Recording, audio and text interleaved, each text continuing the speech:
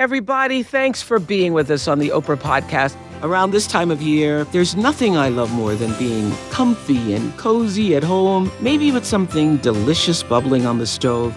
I hope that all of you are surrounded by those you love, or maybe getting some much-needed alone time to decompress. That feels just as good, too. When I think of my guest today, I think of comfort and warmth, just the recipe we need right now. She is one of the most beloved cooks in the world. Oprah. Ina. How are you? I'm so good and so nice to see you. So nice to see you. The Barefoot Contessa, Ms. Ina Garten, and I go way back. I had a column in your magazine. Yes. Which was so much fun. Today we're talking about the resilience that has defined her journey. If you're really true to who you are, Yeah. if you believe in it so fiercely, somebody out there is going to believe in it too. It's true. She has a profound truth about how to turn your pain into power. Certainly people have had worse childhoods than I did. But I wanted them to know that you can make a decision with enormous determination and change your life. Ina is a woman ahead of her time. She's here to remind us how we too can build the life of our dreams. If you do what you love, if you love it, you'll be really good at it. 3 stores, 13 best-selling cookbooks, 6 Emmys, 3 James Beard Awards, and her hugely popular TV shows on the Food Network I can smell the garlic and the tomato. have made Ina Garten a true household name. Oh, that looks fabulous. Isn't that great? It's a whole dinner in one dish. Dinner served. Dinner served. Thank you. So everybody, thanks for joining us on this podcast. I have to tell you, I am just thrilled to be joined by a living legend, the Barefoot Contessa herself, Ms. Ina Garten. Ina, so good to be with you. From you, Oprah, that's unbelievable. Thank you. I'm good. I've done everything I need to do in my life now. Thank you. Oh, it's so true, Ina. You are all those things. You're an icon. Thank You're you. so beloved, and you feel like a part of our lives. Are you zooming in from your famous kitchen we love so much? I'm in the kitchen in East Hampton, exactly. Yes. That's what I call the barn, but a few people have said barn isn't exactly what comes to mind when they see it. No, that's some kind of special barn. Thank you for actually doing it there. It's like, oh, I know this kitchen. We know the kitchen. So your memoir, Ina, Be Ready When the Luck Happens, is a New York Times bestseller. So I appreciate you taking the time out of all the things. Are you kidding? I mean, it's just a thrill to talk to you. Yes, thank you so much. How did you know you were ready to tell this story? I know that on page 293, you write, I spent so much time avoiding the painful periods in my past, especially my childhood, that I wondered if I'd be able to open those doors and what would be behind them. And I have to say, I read a lot of books, read a lot of memoirs. This is one of the best written, best exposed, vulnerable, generous, gracious memoirs I have ever read. It's just wonderful. Can I just sit with that for a second? Thank you. Yes. That's and incredible. I read a lot of them, but this just... I know you do. Yes, this just feels like you did the work to make it real. You did the work to bring it home and make it so relatable. I have to say, it is so much work that I have not done it. I have not written a memoir yet because it is so much work. And I read that you did research on your own life to write this book. Yeah. You even went to old homes you lived in, and you went through 50 years of letters to and from your husband, Jeffrey, that we all adore so much. I think I never really made a decision to write it. I just decided I would start. And I was working with a friend of mine whose name is Deborah Davis, and she's an amazing researcher. And she would interview me and record what I was telling her, the stories I was telling her. But she took me back to places I'd been and asked me about it. And I recalled things I didn't remember. But I think when I started, I said to her, let's just start this. I'm really not sure it's going to be interesting because it's my life. I've lived it. I never look back. And I said, at any point that I think it's not interesting enough for people to read, then I want to just pull the plug. And she said, fine, let's just start. I think she knew it was going to be more interesting than I thought. But the process of doing it changed how I feel about my life. It was just quite extraordinary. Tell me how so. I thought, well, you and I are going to talk about this, I'm sure, because Yes. I always thought I'd been incredibly lucky in my life. Oh. And I also thought I did this and then I did that and I did something else and I figured it out, but I don't know how I did it. And when I had to go back and look at my whole life, I realized that connecting the dots was really easy. I continued to do the same thing over and over again. I kind of challenged myself at each time, but at the moment that I started doing a specialty food store, I realized I had already I taught myself how to cook, so I actually was ready. Yes. When I didn't think I'd done the work, but I actually had. And so writing the book made me realize that I was prepared for each stage that I got to. Well, what you just said about connecting the dots, Ina, is something that's so powerful because I believe that, a lot of people are looking for purpose in their lives, and most people think that it's some big thing that you're going to find out there somewhere, when really every day you're creating purpose. And if you look back on your life and connect the dots of your life, that thread that connects the dots would have been your purpose. Even though you may have never defined it for yourself, there is a thread that connects the dots of all of our lives. And that is so evident in Be Ready When the Luck Happens. I was when I first heard that this memoir was coming out, I thought, that's an interesting title coming from Ina Garten. Be Ready When the Luck Happens. Because I remember years ago us having a discussion about... Do you remember? Yes. About, wow. I didn't remember where it was. I didn't remember that it was the Matrix Awards, but I remember having a discussion, and I didn't remember slapping you, but I did remember having... Well, maybe it was a love tap. It was a love tap. I don't remember slapping you, but I do... You were just like, whoa, wait a minute. You make your own luck. And I was like, yes, no, I've just been really lucky. Because you were, in my mind, right. in my mind, you were already an iconic figure. This is back in 2010. It was a long time ago, yeah. And a powerful woman. And you were, in your speech, in your acceptance speech, over and over again, you mentioned luck and luck and luck and luck. And I come from this belief that luck is preparation, meeting the moment of opportunity. So anytime I hear anybody saying, I was just lucky, unless you just fell upon, a pile of money somewhere, I think, yes. So where did the title come from? The title came from a very dear friend of mine, Rob Marshall, who's the Broadway and movie director. Was when he was on Broadway, I think he was 23 or 24, he was the dance captain for Liza Minnelli's show. And Liza said to him, be ready when the luck happens. And he never forgot it. And what she was saying is, do the work. So when the luck happens, you're ready for it. Preparation. And I was almost done with the book. I didn't have a title. I was just coming to terms with the idea that I actually, yes, I'd been lucky, but I was ready when it happened. I'd done the work so that I was ready when it happened. And I thought, oh my God, that's what my life has been about, is getting ready so I'm there when the luck happens.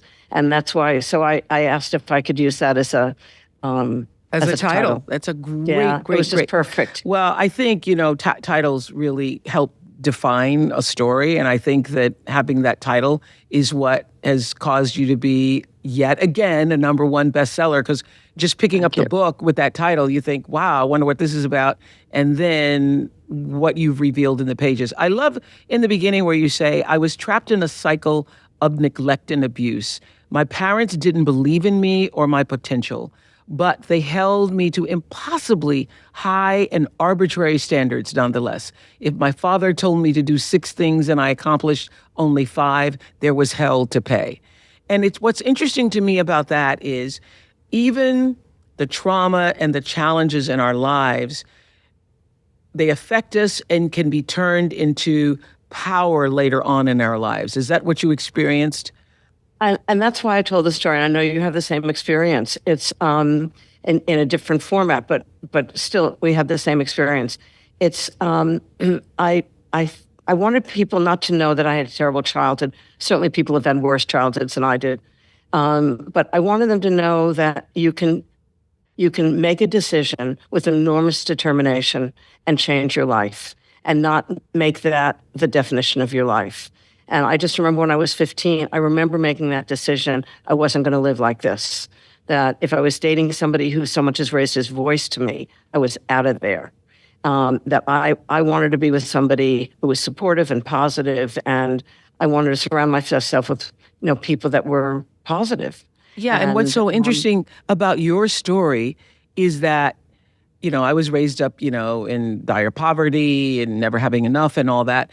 And if I were looking at you from the outside, I would have thought yours is the perfect life. And that's the family I want to belong to. And that's the way your mother and father wanted it to seem. And yet what is so important, I think, in you sharing these stories is that nothing is ever as it seems. And it's interesting because when Jeffrey came, I met Jeffrey when I was 17, and he thought I had the perfect family. Yes. And who wouldn't? He thought, my father was a doctor, my mother ran a real estate business. It all looked perfect. We were very, upper middle class. I went to great schools, and everything looked great.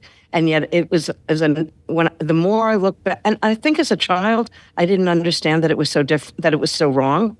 I just thought this is the way people grow up. And I think it took me until I was maybe 40 to really sort out how stressful that situation was and how wrong it was. Yeah. And so it takes time. And you've said too, you say many times in this book, and you show us, first of all, I love the pictures too.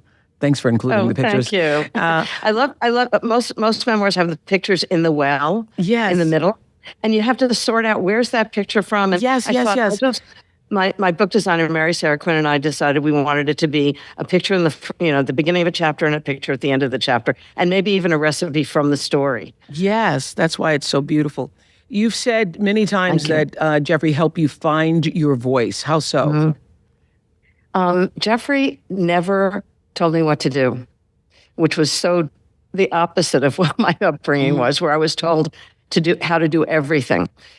He just made me feel like he believed that I could do anything, and that we would talk stuff out, and he would say, have you thought about this? And if you thought about that? And we would have a conversation about things. So he just made me, right from the beginning, he would say to me, do what you love. If you love it, you'll be really good at it. Because he knows I have a lot of enthusiasm and energy for things. He was so ahead of his time, though. I mean, nobody was saying that then. Nobody was saying that in the 70s. I mean, when I was, when we got married in 1968, he said to me, you need to do something with your life, otherwise you won't be happy.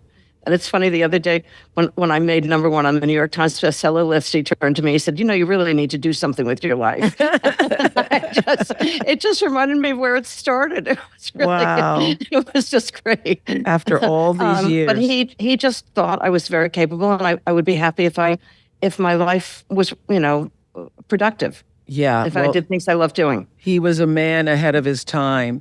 And in 1978, you were working, writing nuclear energy policies at the White House. How crazy is that? How crazy is that? I know. I look back and I think they left it to 25-year-olds. I can't even understand it. Ina Garten was writing energy policies. Okay. And then you see this Nancy Drew. ad in the New York Times. And what about that ad struck you? I have no idea. I think when I was working at the White House, actually the whole time I was in Washington, I was teaching myself how to cook just because I thought it was fun. And I was buying old houses and renovating them because I thought it was fun. And I think my work was serious, but it wasn't really fun. And so I did these other things. So I always thought I'd either go into the food business or I'd go into real estate, and I didn't know which one it was. And so then I saw this ad for a specialty food store for sale in a place I'd never been before. It was in West Hampton Beach. And I thought, God, that sounds like fun. And I went home and told Jeffrey about it. And I said to him, I really need to do something fun. I really, my job's just not fun. But what's so interesting to me? Your mom you weren't even allowed in the kitchen, and she didn't like carbohydrates, and only made, your first carbohydrate meal. It was when Jeffrey came. Exactly. Yes. When I married Jeffrey, I started baking bread. Yes.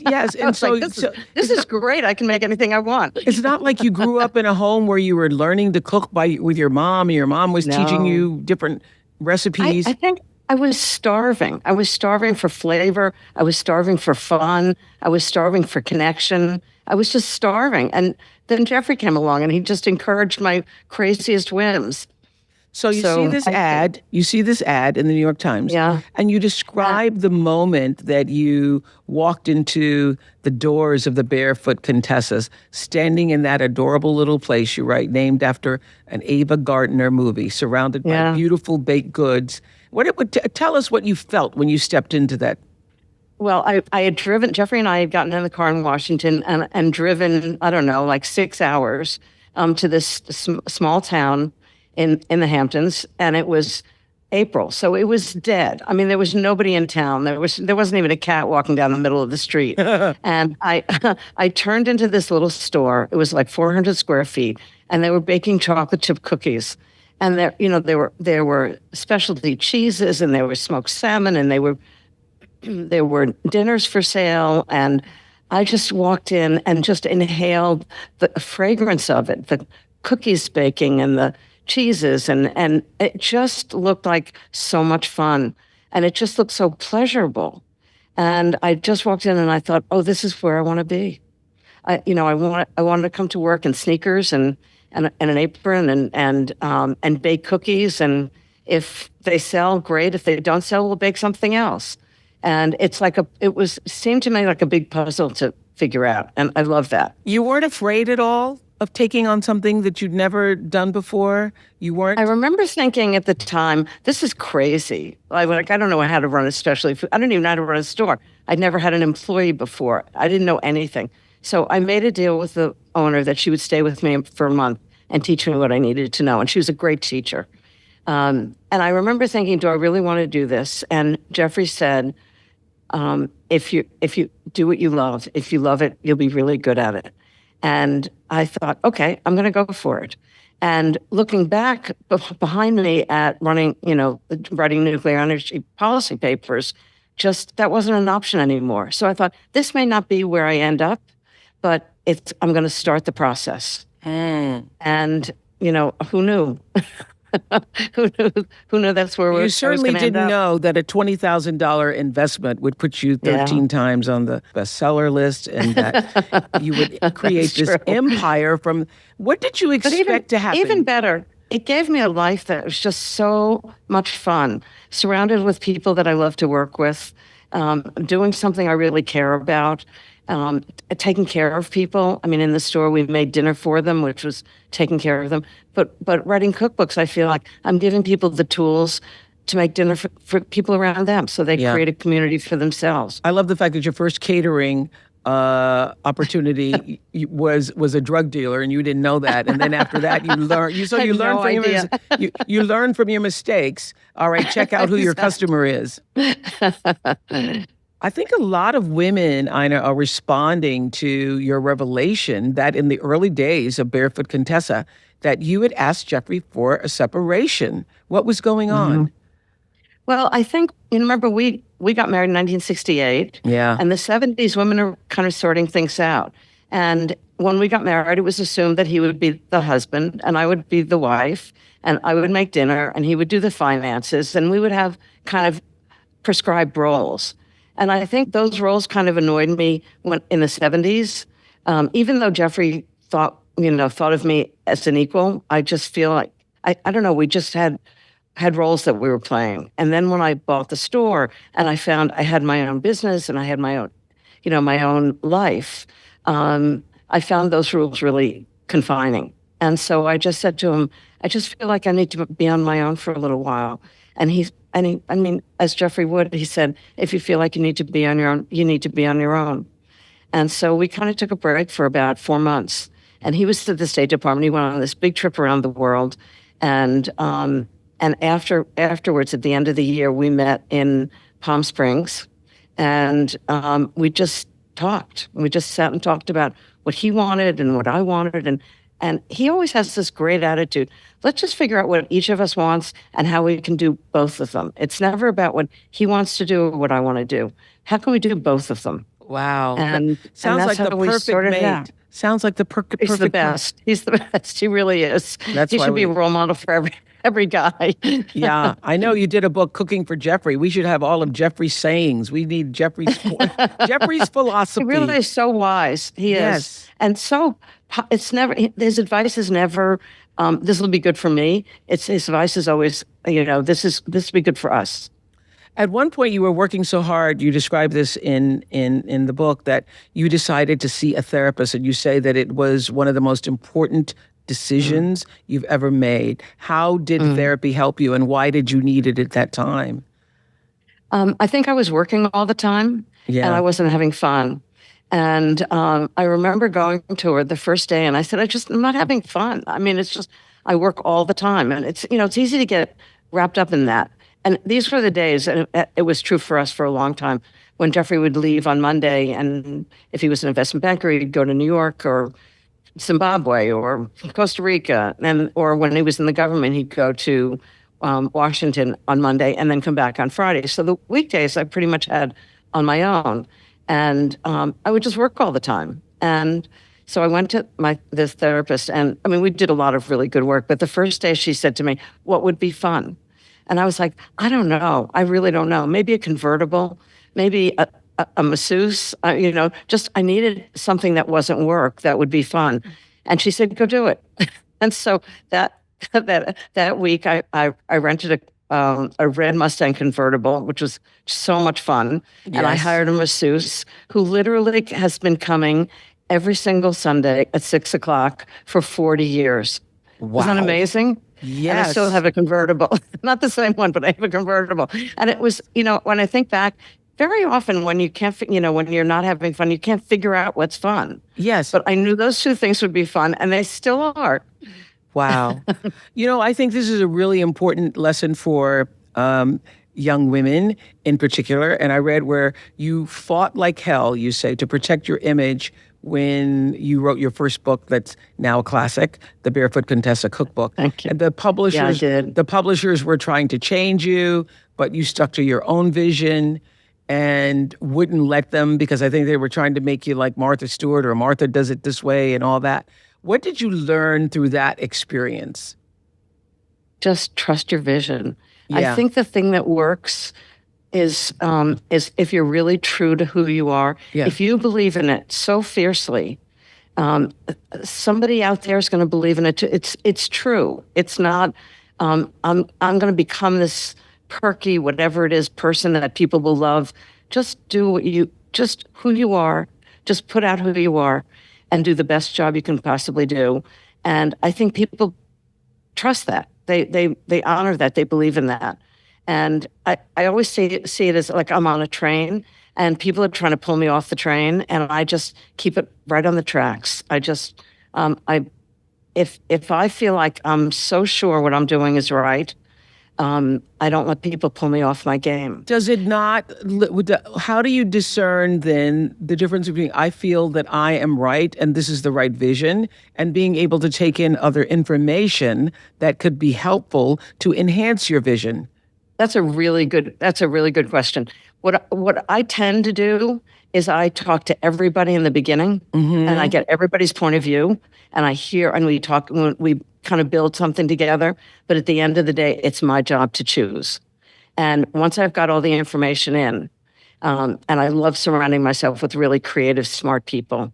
Once I've got all the information in, I know exactly what the right thing to do is. Do you feel that way? I feel exactly the same way. You take in all the information, you get everybody's ideas, and then instinctively you will build. know. Yes, and build. Yes, absolutely.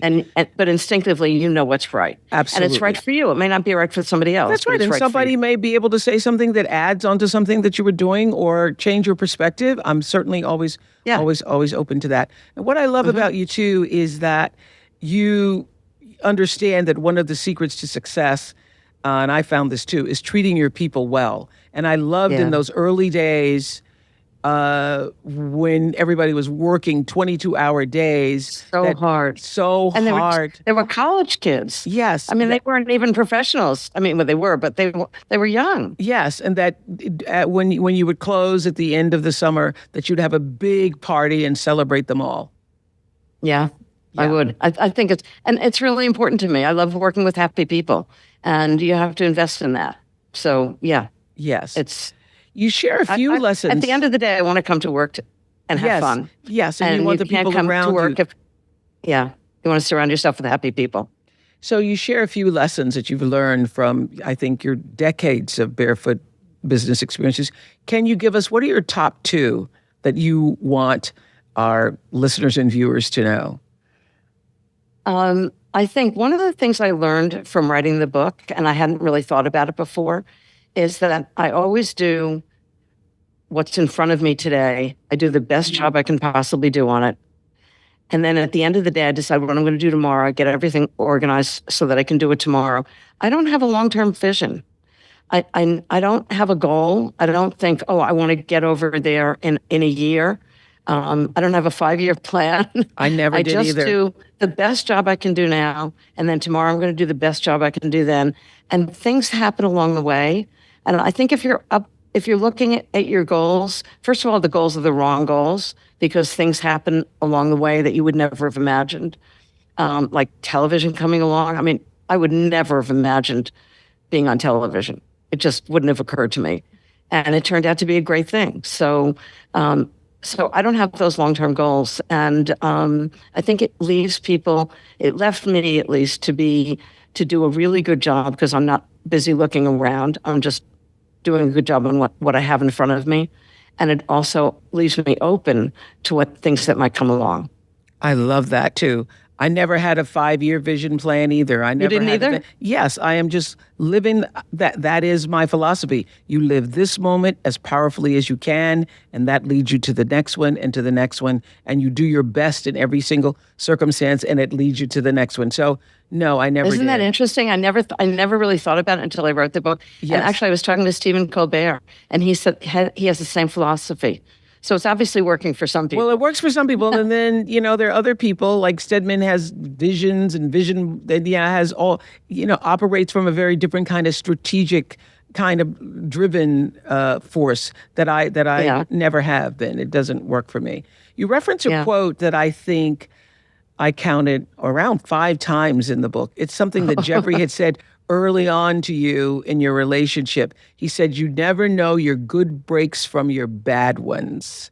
Isn't that a great quote? Oh, that Jeffrey. Best. Jeffrey does it again. I know, he really is. That Jeffrey. I mean, it really means something bad happens, and you don't know whether it's bad. It could turn out to be the best thing that ever happened. That's right. It opens to something else. It opens to something else that wouldn't have happened.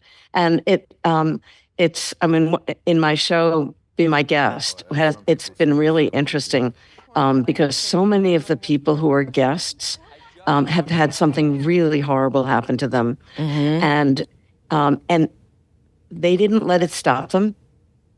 They pushed right through it, and they figured it out, and they kept going. And it was their success wouldn't have happened if that bad thing hadn't happened. That's right. And it's so interesting to me to see that happen over and over and over again.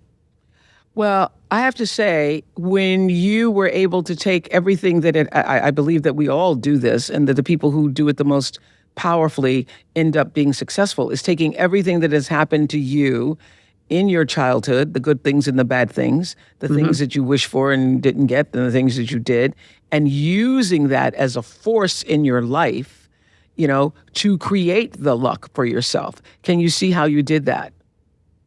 I think the force was that I was determined not to recreate that.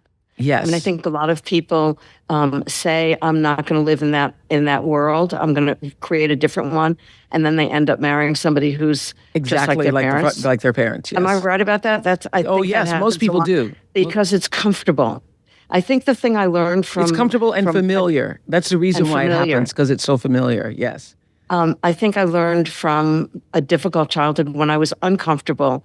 I learned to, sounds strange, but be comfortable with being uncomfortable. Mm-hmm. And I kind of use that to push myself to places that are not comfortable, like starting a specialty food store when I don't know what I'm doing. I love the challenge. I love to I love to decide what I'm going to do as opposed to somebody else deciding it, and then really challenging myself to see if I can do it. And every time I think there's no way in hell that this is going to work out, but I'm going to try doing it anyway. And it always turns out better than I thought, which is, I don't know, I just keep doing it over and over again. So there must be something there. What I found so interesting about you from the book is I was surprised to learn that your hobbies and jobs, and I think it was also Jeffrey who encouraged you to try different kinds of things, including those early years when you were working at a place called the Body Shop, and you thought it was they were not repairing cars. Yes. No, it turned out to be a strip club. Yes. I had no idea. Yes.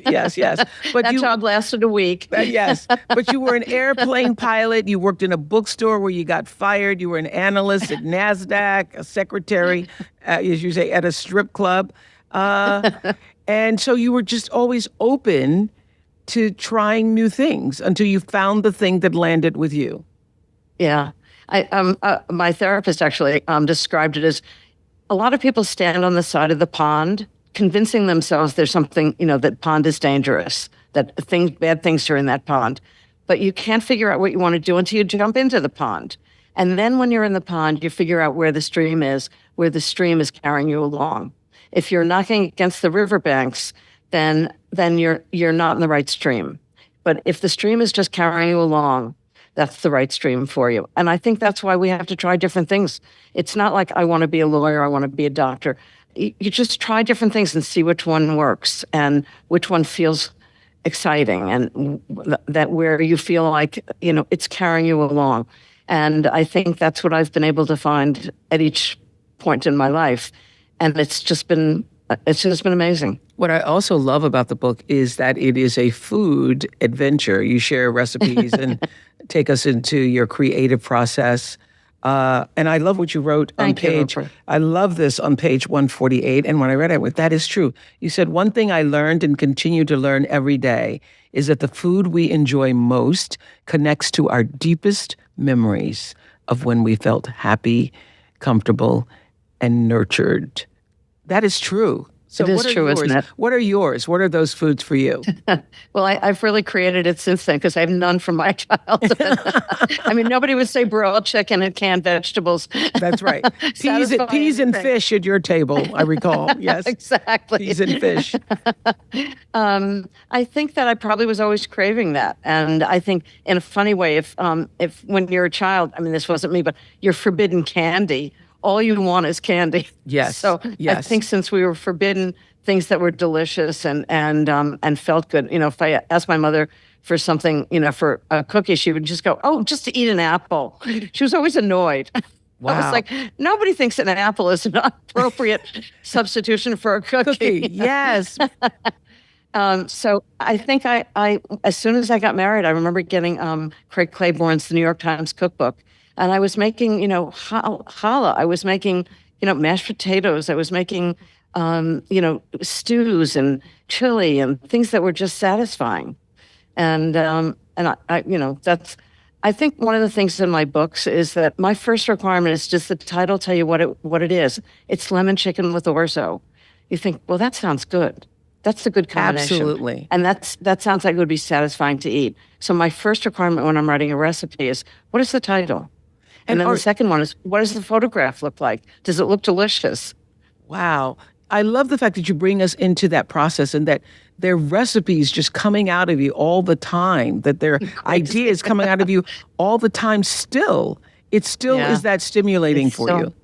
It is. I mean, after I finish a book, I think my team is always like, you're going to start right away. I will make a list of 50 ideas of recipes that I want to work on.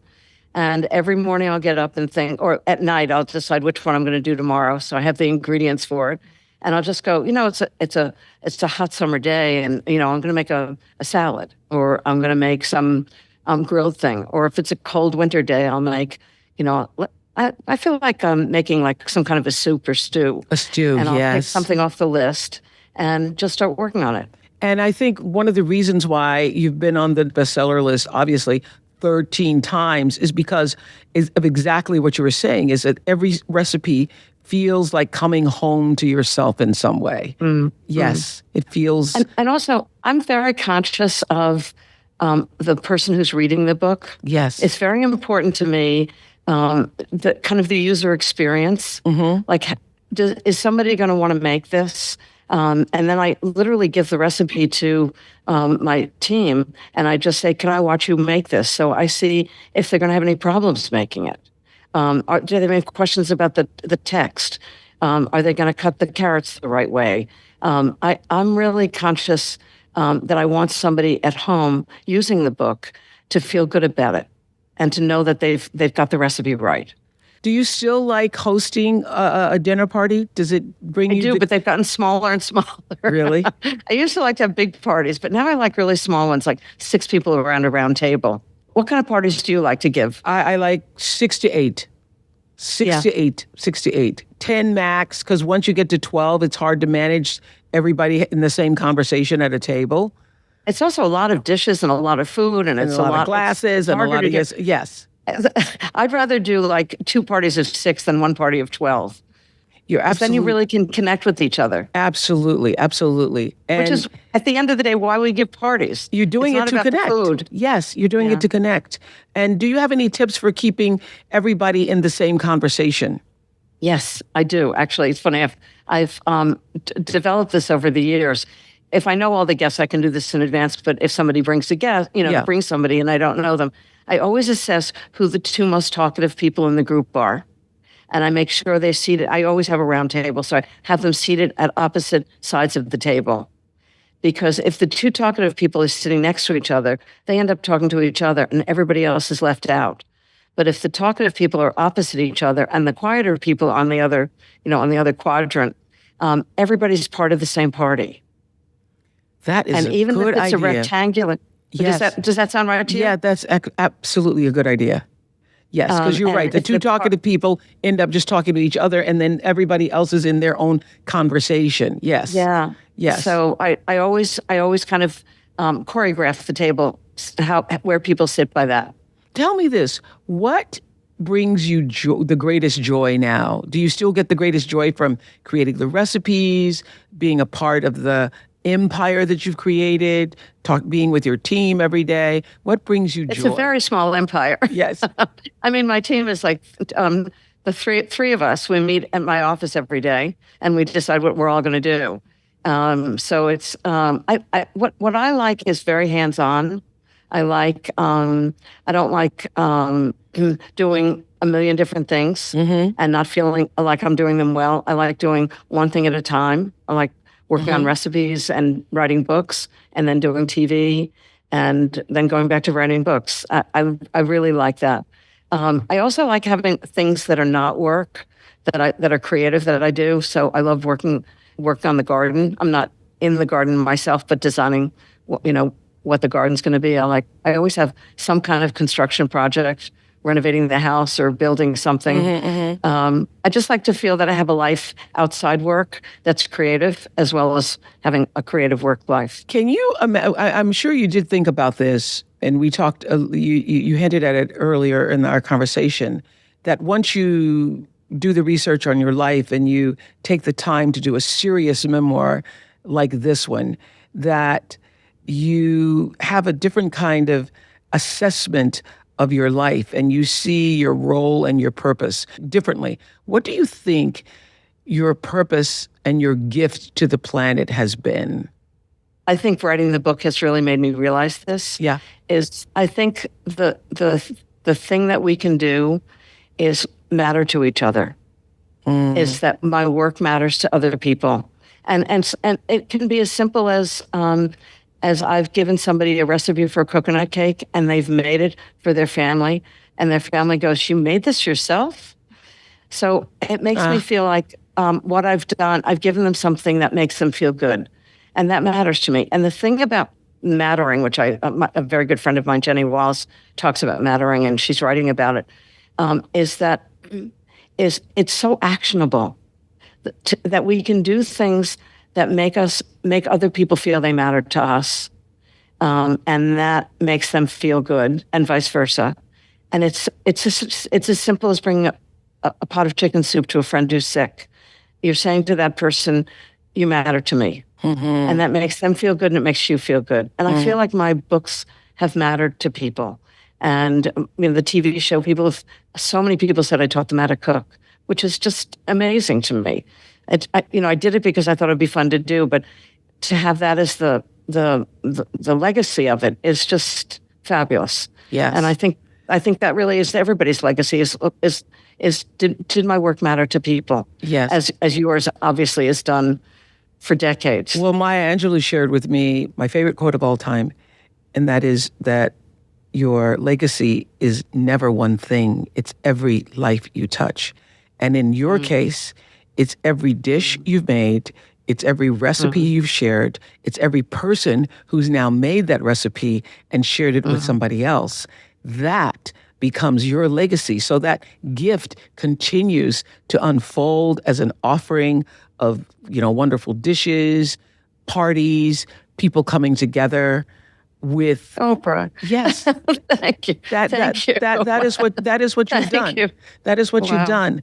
And one of the reasons why I wanted to do this podcast is to talk, particularly in these times, about what matters to us all. So I end this question with you. What matters to you now most? What mostly matters to you? Well, what matters to me is taking care of people, and that I give people the tools to take care of other people. I think we just need to stay connected. I think the world is very stressful. And I think the more we can create a community around ourselves and take care of the people around us, the more we can deal with the difficulties.